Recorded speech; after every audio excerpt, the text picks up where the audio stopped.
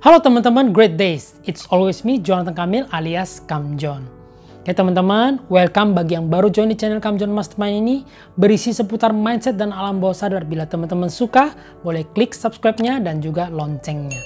Oke, nah video-video di sini semuanya singkat-singkat dan pastinya bermanfaat. Oleh karena itu teman-teman, tonton sampai selesai. Jangan di-skip, jangan dilewati. Nah teman-teman, kali ini kita akan bahas tentang financial freedom, ya, kebebasan finansial.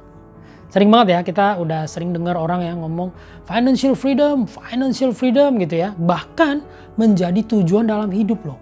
Kebebasan finansial tujuan saya, kan gitu ya. Nah, apa sih definisi dari financial freedom? Ya, simpelnya ya teman-teman ya, simpelnya. Kebebasan finansial adalah ya bebas dari beban finansial, bebas dari kondisi keuangan dalam hidup. Nah, John, ada nggak kaitannya dengan alam bawah sadar? Ada teman-teman, ada, yaitu money blueprint di alam bawah sadarnya. Ya, jadi bagaimana mindset kita tentang uang dan kekayaan yang kita yakini ya, dan akhirnya ini menjadi cetak biru ataupun blueprint.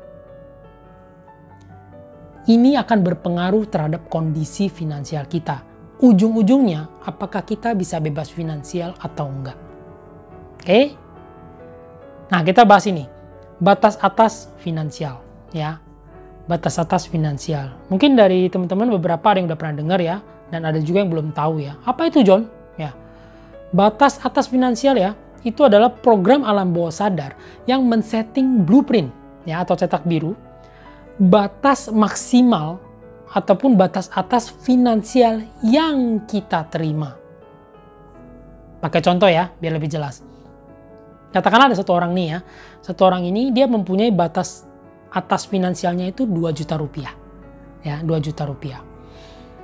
Jadi kondisi keuangan ya, kondisi finansial dia yang bisa dia serap ataupun dia terima itu 2 juta teman-teman. Kurang lebihnya 2 juta. Ya lebih 2 juta lebih dikit oke lah ya, intinya 2 jutaan. Jadi mau dia dapat 5 juta, mau dia dapat 10 juta, mau dia dapat 15 juta sekalipun, pasti ada aja hal-hal yang terjadi yang membuat dia harus mengeluarkan uangnya. Ya, tiba-tiba keluarga sakit lah, ya harus berobat, ada kecelakaan lah, atau mau nggak mau harus bantu teman, perbaikan ini, perbaikan itu. Intinya sisanya 2 juta yang dia terima. Jelas ya? Jadi ibarat ember teman-teman. Ibarat ember kalau teman-teman isi air ya. Air itu sudah sampai batas atasnya. Batas maksimalnya sampai bibir ember itu. Ya, mau ditambah air sebanyak apapun, ya airnya luber teman-teman. Jadi bagi si ember itu, ya airnya segitu aja. Ya, sama ya. Ini bagi alam bawah sadar, batas atas maksimalnya segitu, ya segitu aja. John, gimana caranya memperbesar kapasitas finansial kita? Ya, itu akan kita bahas di video yang lain. Oke ya? Jelas ya? Jadi batas atas finansial. Nah teman-teman, financial freedom itu fleksibel loh sebenarnya. Ya, financial freedom itu simple dan fleksibel. Contoh penerapannya gimana? Yuk kita praktek ya teman-teman ya, praktek ya. Coba teman-teman ambil alat tulis ya, ataupun boleh catat di handphone ya. Tuliskan, listkan berapa pengeluaran ya, rutin biaya bulanan teman-teman. Ya, pengeluaran rutin bulanan. Misalnya ada yang sewa rumah ya kan bulanan. Terus ngekos bulanannya berapa, terus makan ya, belum pulsa, transport, terus apa lagi? Ya ada yang buat bayar cicilan rumah, cicilan mobil ataupun motor gitu ya. Ataupun ya sesekali buat ngopi. Teman-teman list semua itu ya. Teman-teman tulis dan totalkan. Katakanlah ya, misalnya 3 juta nih ya, 3 juta pengeluaran rutin bulanan saya. Terus tanya, mau nabung berapa? Nabung 1 juta lah gitu, jadi 4 juta ya. Mau invest berapa? 1 juta juga, oke jadi 5 juta. Berarti nominal yang diperlukan adalah 5 juta nih setiap bulannya, benar? Nah, ini nih financial freedom teman-teman ya, financial freedom nih. Kita memperoleh uang ataupun menghasilkan uang sejumlah nominal yang bisa mengcover nominal yang diperlukan tanpa kita wajib bekerja. Ya, ulang ya. Nominalnya 5 juta yang kita perlukan tadi ya. 3 juta pengeluaran rutin bulanan, tambah 1 juta invest, 1 juta nabung. Kan gitu, jadi 5 juta. Kita memperoleh uang, menghasilkan uang 5 juta juga. Berarti kan bisa cover tuh 5 juta nominal yang tadi. Tanpa kitanya wajib bekerja. Jadi bekerja itu pilihan teman-teman, bukan wajib. Itulah financial freedom. Ya. Contohnya, kita punya kos-kosan, usaha kos-kosan ya, 5 kamar. Satu kamarnya 1 juta lah tiap bulannya. Ya. Terus kos-kosan ini letaknya di dekat gedung perkantoran ya, ataupun dekat kampus, pokoknya rame, full terus tiap bulan. Ya, full terus. Berarti kan 5 juta terus tuh tiap bulan kita terima. Bisa mengcover 5 juta nominal yang kita perlukan tadi. Dan kitanya nggak perlu selalu harus ada di kosan itu. Benar ya? Ibarat kasarnya ya kita katakanlah cuma di rumah aja ya, 30 hari di rumah aja, sama pasangan sama anak misalnya kan, ataupun sama keluarga, di rumah aja. Ini kan kosnya tetap menghasilkan 5 juta kan?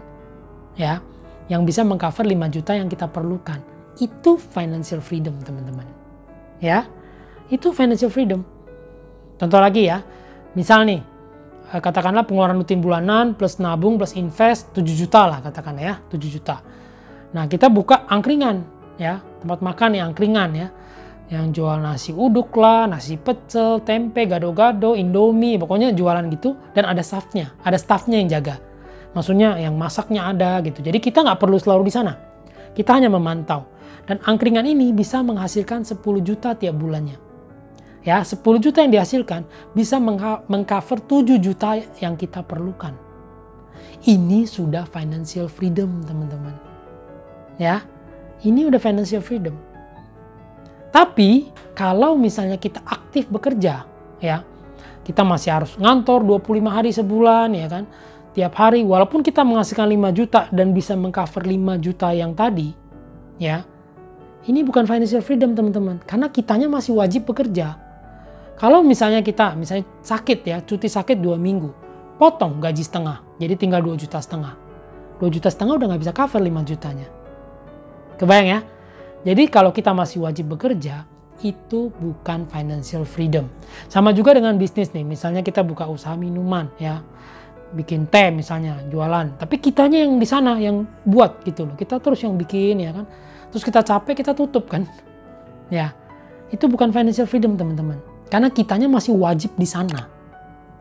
Ya, jadi kuncinya, kata kunci yang penting di financial freedom adalah bisa cover ya, bisa cover nominal yang dibutuhkan, dan bekerja ataupun berbisnis itu ya, kitanya, kehadiran kitanya itu adalah pilihan. Tidak wajib lagi, tapi uangnya sudah bisa ada. Oke? Kebayang ya?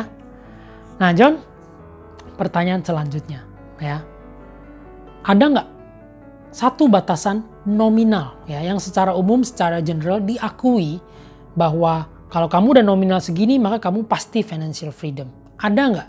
Jawabannya ada teman-teman. Ya ada. Tapi ya saya tekankan lagi nih, saya ingatkan teman-teman, financial freedom itu seperti yang tadi ya, seperti yang tadi. Teman-teman lakukan itu aja sudah bisa mencapai kondisi financial freedom. Ya, seperti contoh tadi ya, yang 5 juta sama yang 7 juta tadi. Tapi kalau ditanya ada nggak sih ya secara umum ya, secara general ya, yang kita sepakati bersama ya, ada. Nominalnya itu ada gitu loh ya. Walaupun ini bukan mutlak ya teman-teman ya, bukan mutlak karena balik lagi ke individu masing-masing. Berapa sih nominal yang diperlukan, yang kita hasilkan ya, yang dikatakan kamu mencapai financial freedom secara umum? Yaitu 3 juta per hari. Ya, jadi sebulan itu 90-an juta sampai 100 juta lah ya. Makanya teman-teman sering dengar kan, go 100 juta sebulan, yes capai 100 juta sebulan kan gitu. Ya, seperti itu. Tapi balik lagi ya, financial freedom itu seperti yang tadi ya teman-teman ya. Simple, fleksibel seperti tadi. Lakukan dulu ya. Kalau bisa mencapai 100 juta sebulan, kenapa enggak? Oke, teman-teman, kesimpulannya ya, kesimpulannya. Satu kalimat ini penting teman-teman ya, penting dicatat.